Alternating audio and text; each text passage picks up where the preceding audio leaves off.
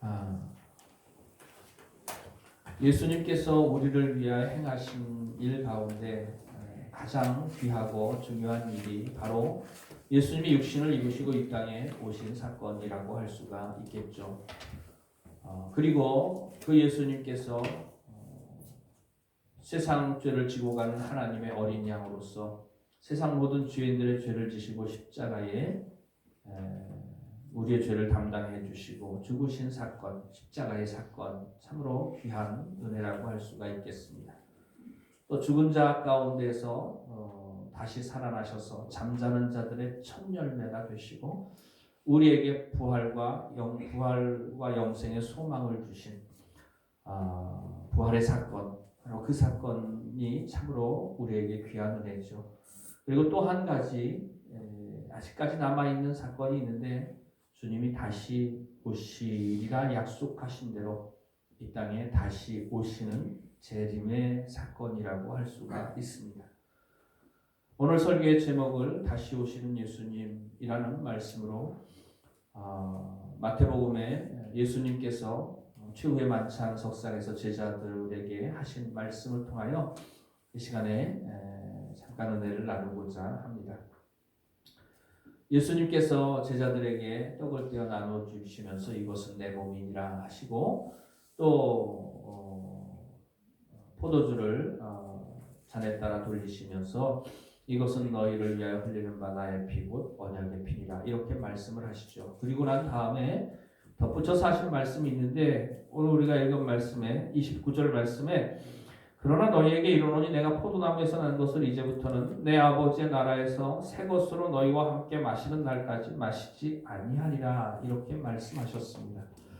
이 말씀의 의미가 무엇인지 왜 포도나무에 난 것을 다시 마시지 아니하겠다는 말씀을 하셨는지 성경을 읽으면서 늘 읽을 때마다 궁금해했던 부분이고 또 이해가 잘 되지 않았던 명확하지 않은 부분이었어요. 근데 최근에 이 부분에 대해서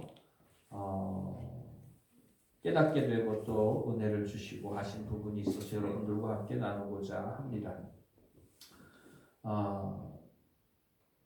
그 가나의 혼인잔치라고 하는 영화가 있는데 그 영화를 보시면 갈릴리 지방에서 행했던 결혼의 풍습을 다루고 있어요. 그러면서 그것을 재림의 사건과 연관시켜서 보여주고 있는 한 편의 영화인데 그 영화를 여러분들이 한번 기회가 되시면 보시면 좋을 것 같아요. 가나의 혼인잔치 언약이라는 제목이고 다큐멘터리 형식으로 되어 있는 영화입니다. 그 영화의 내용을 통해서 이것이 무엇을 의미하는가를 좀 더 명확하게 깨닫게 된 것을 봅니다. 많은 사람들이 예수님을 믿는다고 얘기를 하지만 예수님이 이 땅에 오신 것, 또 그리고 나를 위하여 죽으신 것, 그리고 다시 살아나신 것, 혹 그것을 믿는다 할지라도 주님 다시 오시리라고 하는 약속의 말씀을 우리들이 믿지 않고 거기에 대한 재림에 대한 관심이나 재림에 대하여 사모하고 기다리는 마음이나 이런 것들을 잃어버리고 신앙생활하는 시대가 바로 오늘날의 시대라고 할 수가 있습니다. 재림에 대해서 이야기를 하면 그건 이단들이나 이야기하는 거고 이상한 사람처럼 취급을 하고 또 건전하지 못한 것처럼 생각을 하는 그런 풍조들이 이 땅을 휩쓸고 있습니다. 한 세대 전만 해도 재림에 대한 이야기들을 많이 했었죠. 그리고 특별히 이단들에서 그 재림에 대한 사건 때문에 많은 문제들을 일으켰죠. 지금은 잠잠해졌습니다만은 재림이 금방 올 것이다. 자기들이 예수님이 재림하시면 구원을 받을 것이다 라고 주장하는 이단들이 있었고 지금은 없어졌지만 이단들이 없어진 것이 문제가 아니라 그 사건으로 인해서 참으로 마귀가 일정 부분 승리를 거둔 것이 있는데 그게 뭐냐 하면 건전하게 바른 복음 안에서 믿음 안에서 신앙생활하는 사람들의 재림에 대한 소망과 기대를 상실하게 만든 것이 마귀가 승리하고 일정 부분 얻은 소득이라고 할 수가 있겠습니다. 그러나 그럴수록 더욱더 우리가 말씀 위에 굳건하게 서서 바로 주님이 다시 오시리라고 약속하신 그 약속의 말씀을 굳건하게 붙잡고 그날을 준비하며 살아가는 저와 여러분이 되어야 마땅할 줄로 믿습니다. 예수님께서는 제자들에게 포도주 잔을 돌리셨죠. 이 포도잔을 돌리신 것이 바로 결혼에 대한 예표입니다. 약혼에 대한 예표라고 할 수가 있어요. 그러면서 이 잔은 언약의 피니라, 언약, 약속이라는 뜻입니다. 약속으로서 포도주 잔을 제자들에게 돌리신 거예요. 이것이 무엇으로부터 비롯되었느냐 하면 혼인잔치로부터 비롯되었다고 하는 것입니다.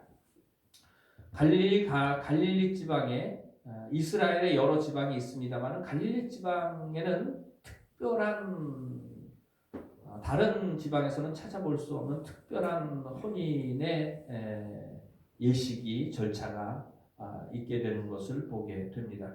그걸 조금 간단하게 소개를 시켜드리고자 하면 신랑과 신랑의 아버지가 결혼을 하고자 하는 여자의 동네로 찾아갑니다. 그리고 그 동네에서 약혼을 하게 되죠. 근데 그 약혼식이 있다고 하는 얘기를 동네 사람들이 들으면 온 동네 사람들이 전부 다 나와서 동네 입구에 모이게 됩니다. 그러면서 온 동네 사람들이 모인 가운데 신부가 나와 있고 신부의 아버지가 나와 있고 또 그리고 신랑과 신랑의 아버지가 신부의 집으로 그 동네로 찾아오게 됩니다. 그리고 그 신부에게 신랑의 아버지가 결혼 서약서를 읽어주게 돼요. 그리고 난 다음에 결혼을 준비할 수 있는 준비 자금을 신부에게 건네주게 됩니다. 그리고 신랑이 질그릇으로 된 잔에다가 포도주를 따라서 신부에게 건네는 거예요. 그러면 그 신부가 그것을 받을 수도 있고 거절을 할 수도 있습니다. 받게 된다면 나는 당신과 결혼하겠습니다라고 허락하는 거고 받지 않고 거절하고 밀어내치면 그 결혼은 무효가 되는 거예요. 그러니까는 그 결정의 권한이 누구에게 있느냐 하면 오롯이 전부 다 신부에게 그 결정의 권한이 있다고 하는 거예요. 내가 이 사람과 결혼을 할지 안 할지를 신부가 그 잔을 받아 마시든지 안 마시든지 거절하든지를 통해서 그 결혼을 하든지 안 하든지를 신부가 결정을 할 수가 있는 거예요. 그 신부가 신랑이 따라준 포도주 잔을 마시게 되면 그 마신 잔으로 그 신랑이 같이 함께 마시게 됩니다. 그리고 난 다음에 신랑은 신부에게 이렇게 이야기를 해요. 이제부터 앞으로는 내가 내 아버지의 집에서 새 것으로 포도주를 마시기 전에는 내가 절대로 포도주를 마시지 않겠습니다. 라고 선언을 하게 되는 거예요. 그게 무슨 뜻이냐 하면 내가 다른 여자는 바라보지 않겠습니다. 다른 여자와 다시 포도주를 주고받고 하면서 다른 여자를 사랑하지 않겠습니다. 당신과 확실하고 분명하게 내가 혼인을 약속합니다라고 하는 의미가 그 포도주 잔을 주고 신부가 마시고 신랑이 마시고 신랑이 하는 이야기에 그런 의미가 담겨져 있습니다. 오늘 우리가 읽은 말씀 26장 29절 말씀에 오면 그러나 너희에게 이르노니 내가 포도나무에서 난 것을 이제부터는 내 아버지의 나라에서 새 것으로 너희와 함께 마시는 날까지 마시지 아니하리라. 예수님께서 제자들에게 최후의 만찬 자리에서 이렇게 말씀을 하셨잖아요.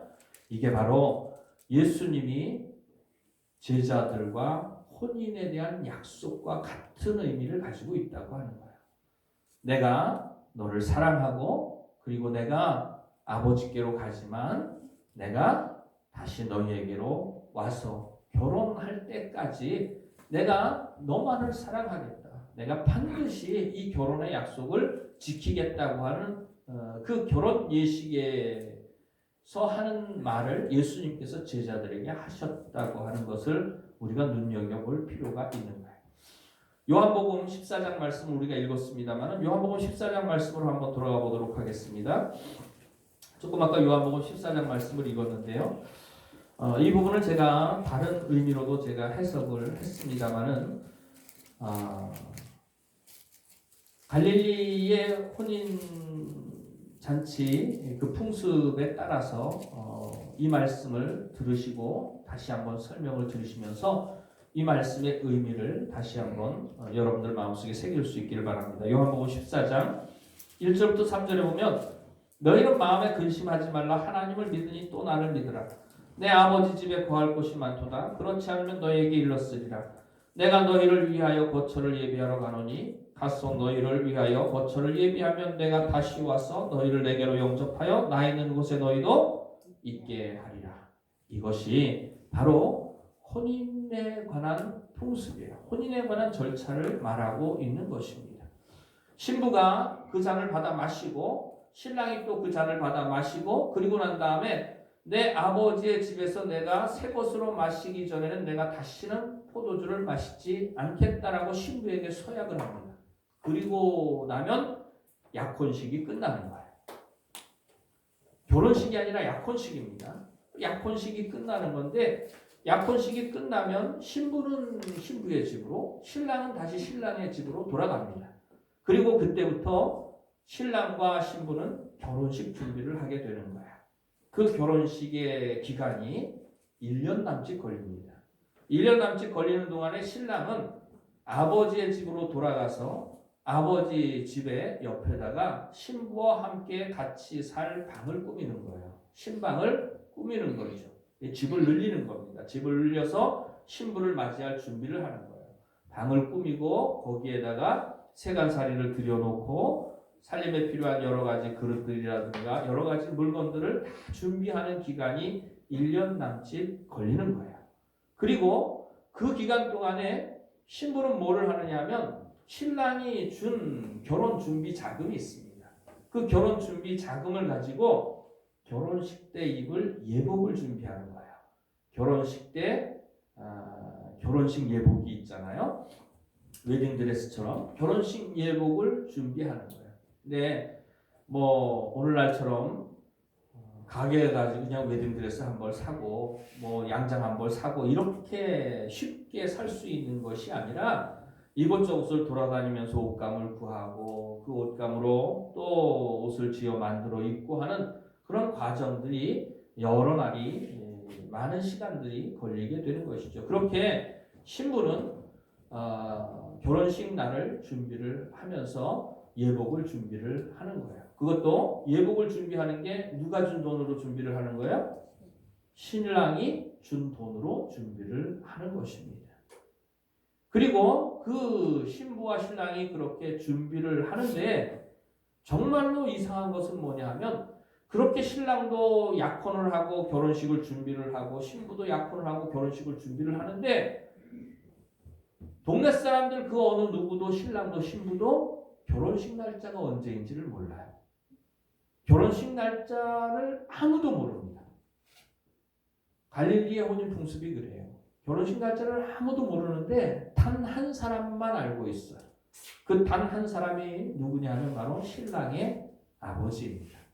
신랑의 아버지는 결혼식이 준비되어지는 과정을 다 지켜보죠. 그러면서 다 알고 있습니다. 그러면서 한 1년 남짓한 시간이 흐르게 되고 그 정도의 시간이 흐르면서 신랑은 신랑대로 결혼식을 준비하고 신부는 신부대로 결혼식을 준비하지만 어느 누구도 결혼식 날짜가 언제인지를 그 때와 시를 알지를 못합니다.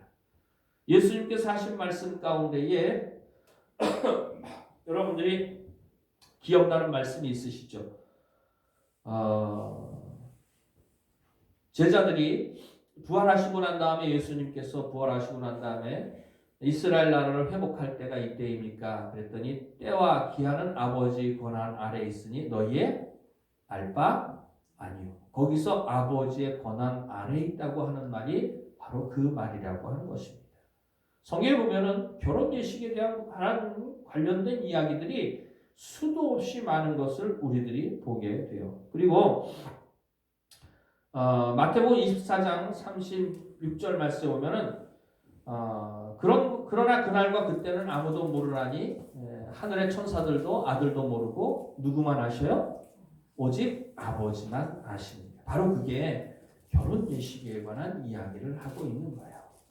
그러면서 아버지만 알고 계십니다. 신랑의 아버지만 그 결혼 날짜를 알고, 신랑도 몰라요. 신부도 몰라요. 동네 사람 그 어느 누구도 결혼식 날짜를 알지 못합니다. 결혼식 준비가 다 되게 되죠. 그리고 난 다음에 신랑의 아버지가 어느 날 밤에 갑자기 신랑을 깨웁니다. 그러면서 가서 내 신부를 데려오너라, 이렇게 얘기를 하는 거예요. 그러면 그 신랑이 자다 말고 급하게 일어나가지고 나팔을 가지고 밖으로 나가게 돼요. 나팔을 가지고 밖으로 나가서 동네를 돌면서 나팔을 붑니다.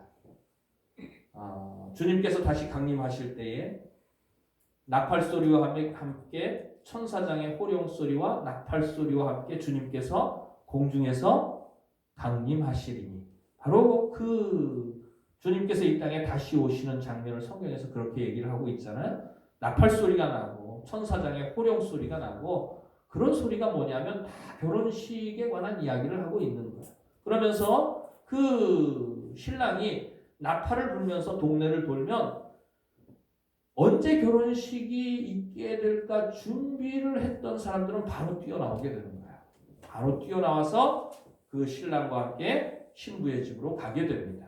그리고 신부의 집으로 가게 되면 그 결혼식을 준비하는 동안에 신부가 결혼 예복을 준비하잖아요. 그리고 신부도 결혼식을 기다리고 있는데, 결혼식을 준비하는 내내 언제인지 모르는데, 옷은 다 준비되었고 예복은 다 준비되었는데 언제가 결혼식인지 모르고 언제 신랑이 올지 모르잖아요. 그러니까는 잘 때도 신부와 함께 신부의 들러리들이 있습니다. 신부도 있고 신부의 들러리들도 있는데, 신부는 물론이거니와 신부의 들러리들까지도 밤에 잘 때도 결혼 예복을 입고 잡니다. 언제 신랑이 올지 모르니까, 언제 결혼식이 있게 될지 모르니까 결혼 예복을 입고 잠을 자는 거야. 밤이나 낮이나 계속해서 신랑이 올 때를 기다리면서 밤에도 정신을 바짝 차리고 예복을 입고 그 신랑이 올 때를 기다리고 있는 가운데 있는 거예요. 그러면서 신랑이 신부의 집으로 가게 되죠. 신랑이 신부의 집으로 가게 되면 준비되어진 신부가 그 신랑을 맞으러 나오게 되는 거예요.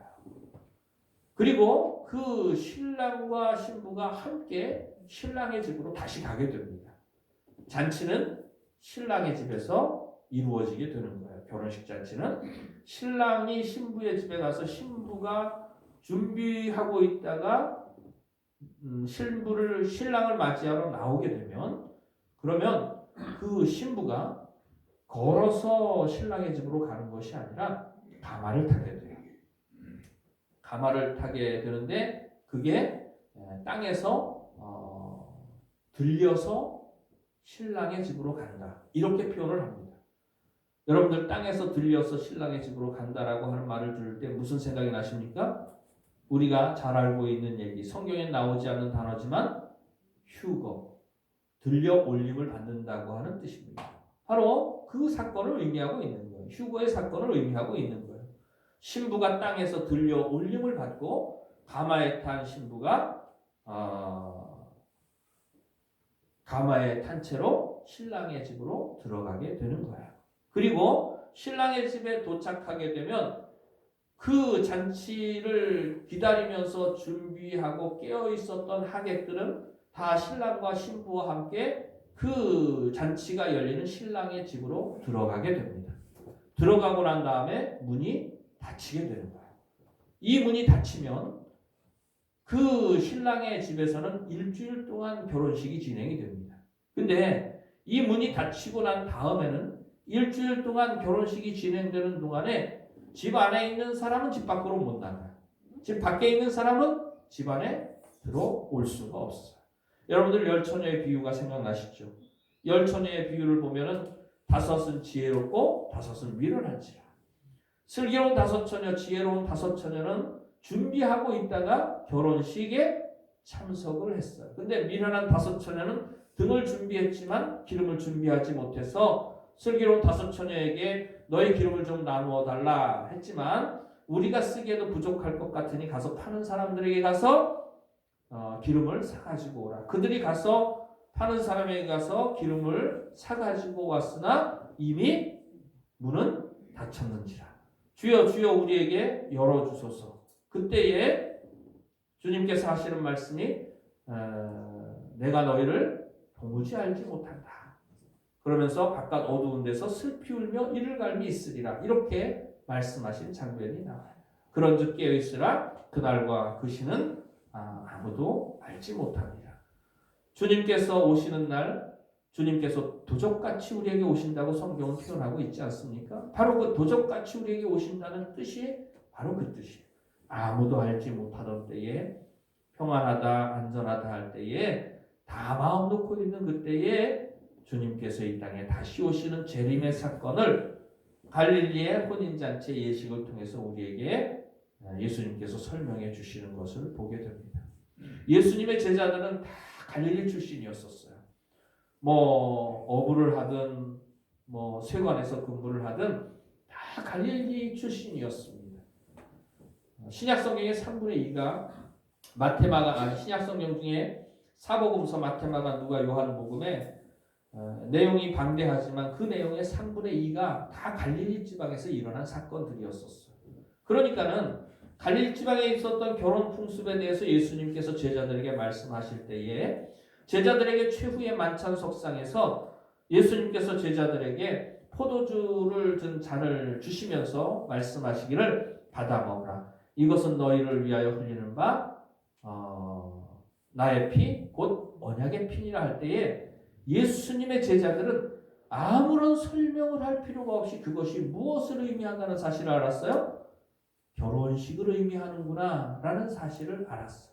그리고 난 다음에 예수님께서 내가 내 아버지 집에서 새 것으로 마시기 전에는 포도나무에서 난 것을 내가 마시지 않겠노라. 제자들에게 최후의 만찬 자리에서 오늘 우리가 읽은 말씀을 말씀하셨잖아요.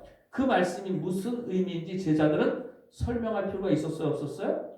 설명할 필요가 없었어요. 그들은 그 말을 듣는 순간에 결혼식에 관한 얘기를 하는 거구나 라고 그들은 분명히 알았습니다. 그리고 예수님이 약속을 하셨구나, 우리에게 약속을 하셨구나 라고 하는 사실을 분명히 알았어요.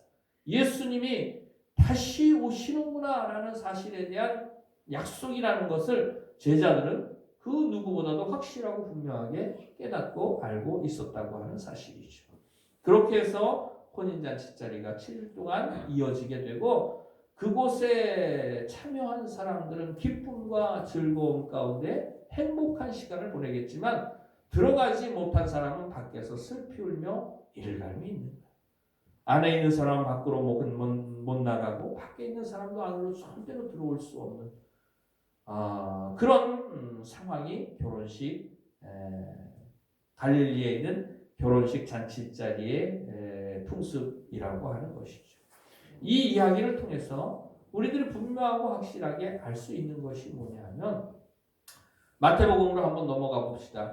요한복음으로 한번 넘어가 봅시다. 요한복음 14장 말씀 보면은 너희는 마음에 근심하지 말라. 하나님을 믿으니 또 나를 믿으라. 여러분 신랑이 올까 안 올까 의심이 돼요 안 돼요? 근심이 돼요 안 돼요? 신부의 마음속에는 조바심이 날 수도 있을 것 같아요. 약혼식하고 바로 결혼식을 해치우면 참 속이 후련할 텐데 약혼식을 하고 난 다음에 약속은 있는데 신랑이 안 오는 거예요. 저희 아버님이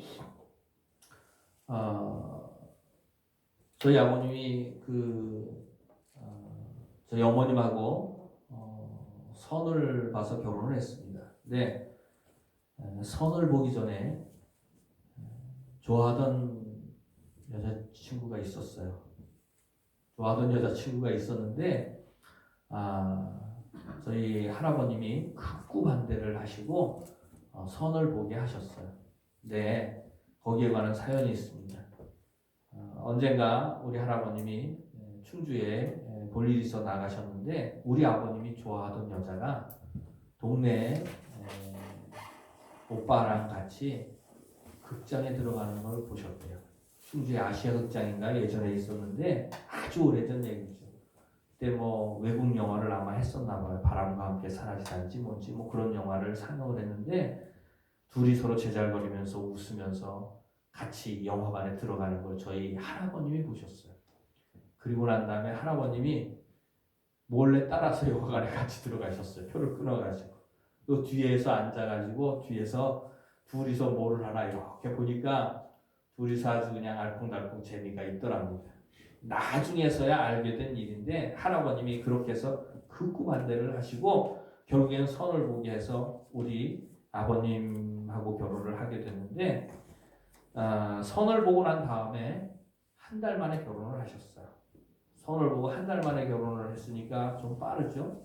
뭐 하기는 뭐 어떤 사람은 뭐 선 보고 바로 그 자리에서 결혼식을 했다고 그러는데 선을 보고 한 달 만에 결혼을 했으니 뭐 얼떨결에 결혼을 한 거라고 생각이 듭니다. 생각할 겨를도 없고 뭐 고민도 없고 걱정도 없고 뭐 기다리는 것도 없고 그랬던 것 같아요. 근데 결혼에 대한 약속은 있는데 신랑이 오지는 않고 그러면 마음속에 생각나는 게 무슨 생각이 나겠어요?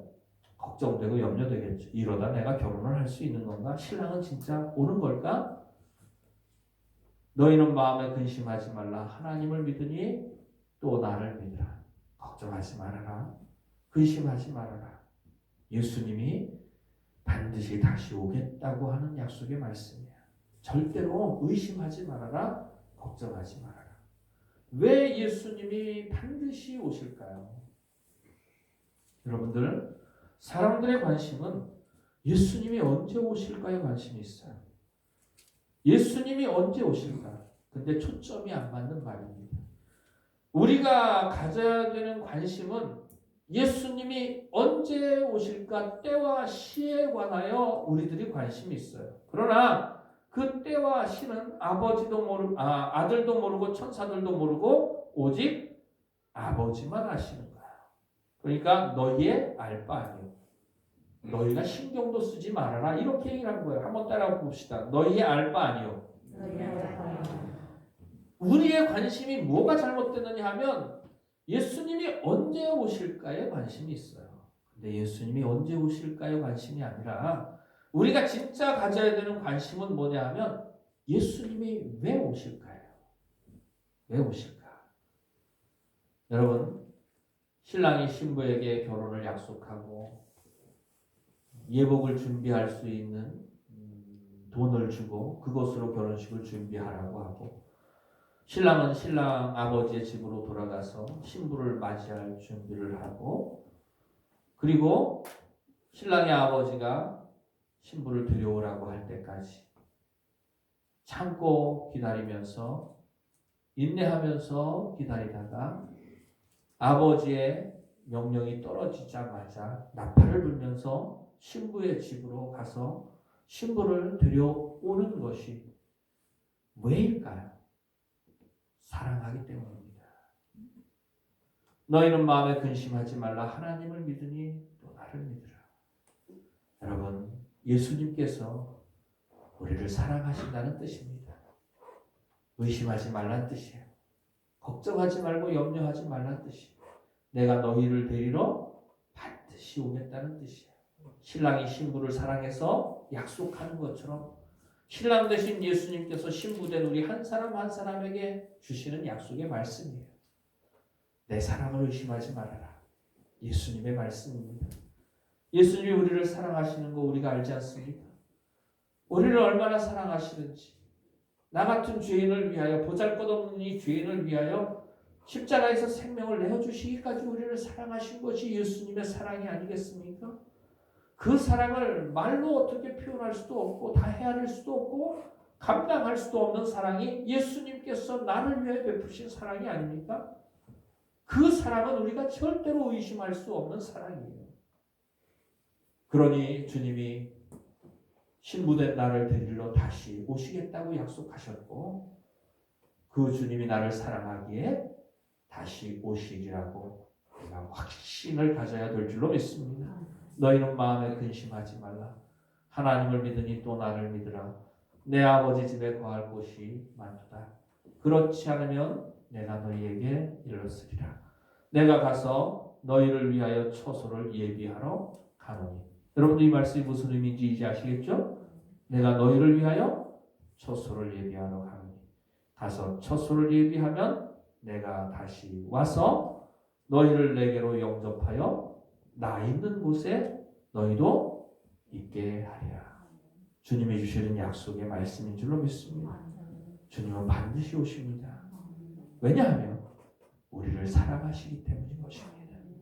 그리고 신랑 되신 예수님께서 반드시 우리에게 다시 오시고 우리를 주님이 계신 그 아버지 집으로 우리를 영접해 주실 줄로 믿습니다. 그럼 그때의 진정으로 천국의 생활이, 주님과 함께 사는 천국의 영생복락의 생활이 우리에게 시작되어진다고 하는 것이죠. 많은 사람들이 예수를 믿는다고 하지만 이 약속의 말씀을 믿지 못하고 의심합니다. 그리고 재림이 있으리라는 생각도 하지 않고 재림에 대한 관심도 없이 살아가는 것이죠.